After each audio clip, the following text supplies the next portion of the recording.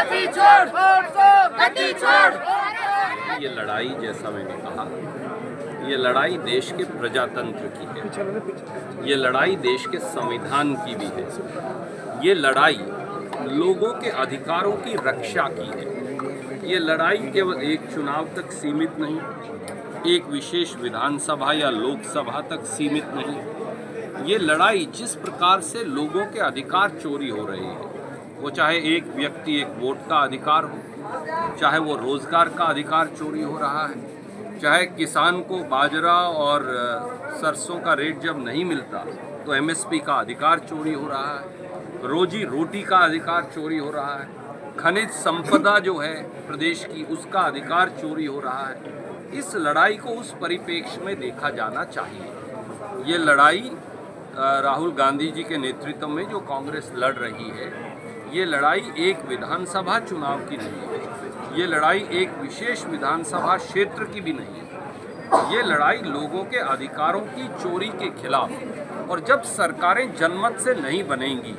तो फिर वो लोगों की आकांक्षाओं पर खरी नहीं उतर सकती। इसीलिए मैंने कहा, मेरे साथियों ने कहा, हमारे प्रदेश अध्यक्ष जी ने कहा, कुमारी शैलजा जी ने कहा कि ये लड़ाई प्रजातंत्र और संविधान दोनों पर जो हमला हो रहा है और लोगों के अधिकार जो चोरी हो रहे हैं उनके खिलाफ। कैसे कांग्रेस का क्या रूट मैप है, कैसे रोकेगी ये रोड चोरी, या फिर कैसे रोकेगी? देखिए, इसके दो रास्ते। पहला होगा जनता में अलख जगाने का काम, तो राहुल गांधी जी के नेतृत्व में कांग्रेस कर रही है। दूसरा है संवैधानिक और कानूनी पेचीदगियों के अनुसार संसद में इस पर रोकथाम लगाने की बात, जो शैलजा जी लोकसभा में, राहुल जी लोकसभा में और हम सब सारे साथी खड़गे जी के नेतृत्व में राज्यसभा में करेंगे।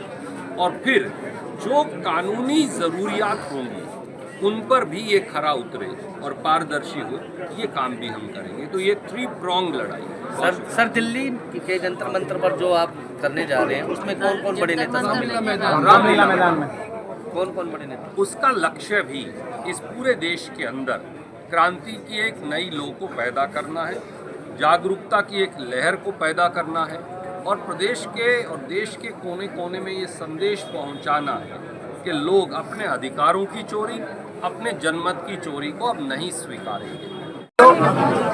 आप लोग लोकतंत्र का चौथा स्तंभ है, और आज हरियाणा प्रदेश कांग्रेस कमेटी की तरफ से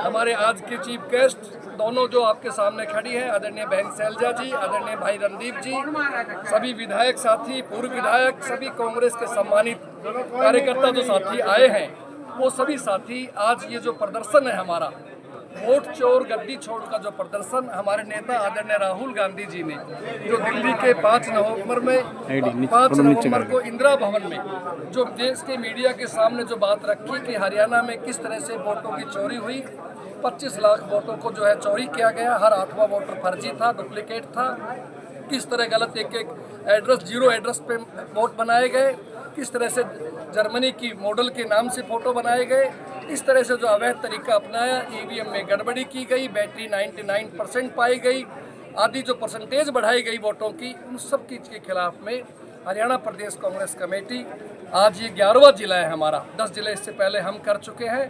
तो तमाम कांग्रेस पार्टी जिला उपायुक्त को जाकर के महामहिम राष्ट्रपति के नाम से ज्ञापन दे रही है कि आज हरियाणा में जो सरकार है वो सरकार अवैध है, असंवैधानिक है, और 11 साल से इस सरकार ने इस प्रदेश के लोगों की, किसान की, गरीब की, मजदूर की बेरोजगारी को सुध नहीं ली। हरियाणा का हर व्यक्ति अपने आप को ठगा सा महसूस करता है।